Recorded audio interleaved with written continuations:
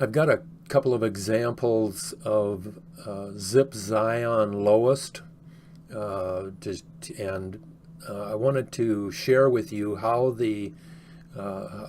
how the trading goes on Zip Cyan, and when to get in and when to get out. Going over to the charts, I'm just going to be in here in the middle, this middle chart right here. I'm in Facebook, and the yellow line here is April 17th, 2017, and the pink line is March 24th, 2017. Both of these vertical lines are on the day that Zip Cyan peaked out and became the lowest indicator of all the indicators in the Zip chart. And this is the day that we would, you've got your scanner set to pick up lowest. By the way, when you do that, you can say, you can do that, the easiest way to do that is to create your indicator that Zip Cyan is lower than Zip Green and Zip Cyan is lower than Zip Blue, Zip Cyan is etc. It's always lower than the other color.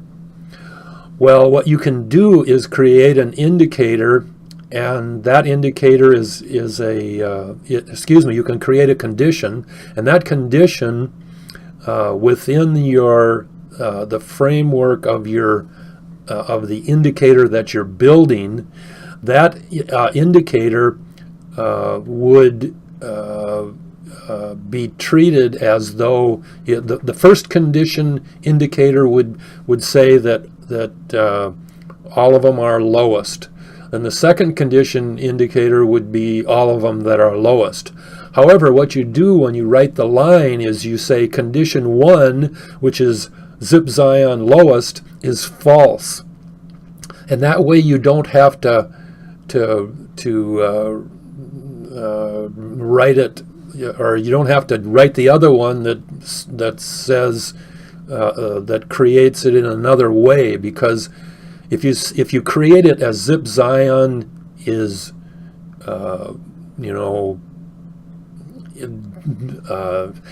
what I'm trying to say is that different lines might be lower or higher, as an example, on the previous day.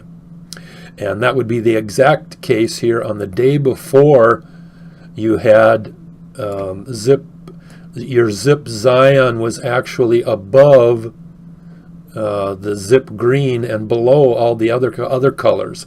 So you'd say that in one condition is Zip Cyan lowest. All of those indicators, there's 6 of them or whatever, is false. And then the next indicator, which says the same thing, is accurate. And so that will pick the the very first day that Zip Cyan sticks out. Because if you just write a scan that says Zip Cyan is lowest, you'll pick up every single day on every single one of these.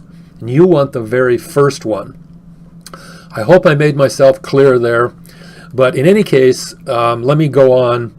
The normal trading pattern would be you pick up this signal at on the scan the next morning or evening. If you're searching, you find this and you're ready to trade with the opening bell next morning. Again, typical response to the situation is that you wait a little bit and see where the candle opens and watch it before you make that determination to enter. And I say that because the next day Zip Cyan goes down on the pink line, and on the yellow line Zip Cyan goes up. And I might add, Zip Yellow goes up with a red candle, and Zip Cyan goes down on the pink vertical line and has a green candle. And so on if I move the candles over, this is the day that you would be ready at the open to purchase. And you're going to stay in that position until, or you certainly could stay in that position until Zip Cyan disappears. If I move the pink line over here, this is the first day that Zip Cyan has disappeared.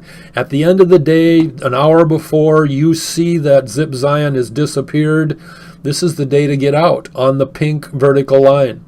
And you also, if you have two other patterns right here within the zip chart. You have a red-green 2-day twin peak that is a reversal pattern down.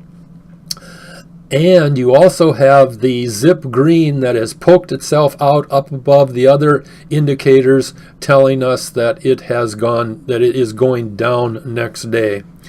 And in fact, let me check where the zip pink is at 76. So that's your zip pink line is really low. So that tells you, I mean, it's not even in contention with the zip yellow and blue, because sometimes it rides right under it, but it's really low and it's on its way down. And so you can tell that the pink vertical line on this candle day is ready to go down, and that's quite obvious from like the power chart. All the indicators have peaked the day before. It's going down. Same is true on your Zip Cyan chart. So it's just an automatic way for you to tell that it's going down. Zip yellow vertical line is going to continue up, and we reach this day here where we've actually had 2 days of low angle down, and we have a little red candle there, but the red candle actually ended pretty close to the previous close of the day before. It's still in a lowest position, the Zip Cyan is, and so we would stay in the trade. We stay in and we go here one more day. Now Zip Cyan is above the Zip green. And if you've heard me say or comment about the connection between Zip Cyan and Zip green, you know that Zip green is buyers coming in and out of the market. When Zip green is at 100, there's a lot of people coming into the market. When Zip green is at 0, there's a lot of people leaving the market. Zip Cyan is the grandfather to Zip green. It also is buyers in and out of the market, trades in and out. The higher Zip Cyan is, the greater the trades that are occurring, the greater the number of people that are coming in. Now, when you have Zip Cyan that goes up above the Zip green, the Zip Cyan moves slower in its turnaround capacity than Zip green will. Zip green will move much faster. So you have a situation here where Zip green has basically gone flat on this day that we see the yellow vertical line, and Zip Cyan has gone up above it. And so we don't need to consider that as a day that the Zip Cyan has gone underneath the other lines, which is the normal signal to get out of a Zip Cyan lowest movement. And that is can be one of the, or is primarily the main exception.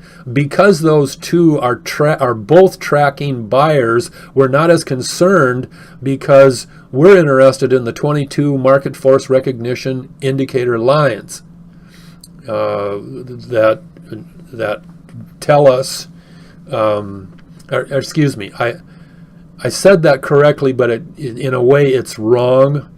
The Zip Cyan and the Zip green are part of the 22 market force recognition indicators, but they're not recording a market force movement. They're recording and tracking trades in and out of the market specific to that stock. So from that perspective, we can wait another day before we get out. On this day right here is a day that at the end of the day, this zip line has gone up and is under the other lines on the zip chart. This would be the day to get out as far as the zip Cyan Lowest line method is concerned. And rightly so. Obviously, the next day it's a red candle. You certainly have the opportunity to get back in, because this day right here is the typical a classic example of your red spike. Both zip red and zip yellow are down. Zip red is under 50 and zip yellow is is very high. The next day it is very likely to go up, which logically it does. We also have zip pink that is remaining high, or that is close to zip green. And on this move, if you didn't have the red spike visible, you might say that that could be a pinpoint move. And a zip green pinpoint is a reversal pattern next day down. And obviously, without that red spike that overrides that pink green, that pink popping underneath the green, or the green going above the pink on this day, we would typically say that is really possibly a down movement the next day. But the red spike overrides that, and they're obviously we have the four proximity group members all above the green. So you can just see that it's continuing in an uptrend fashion.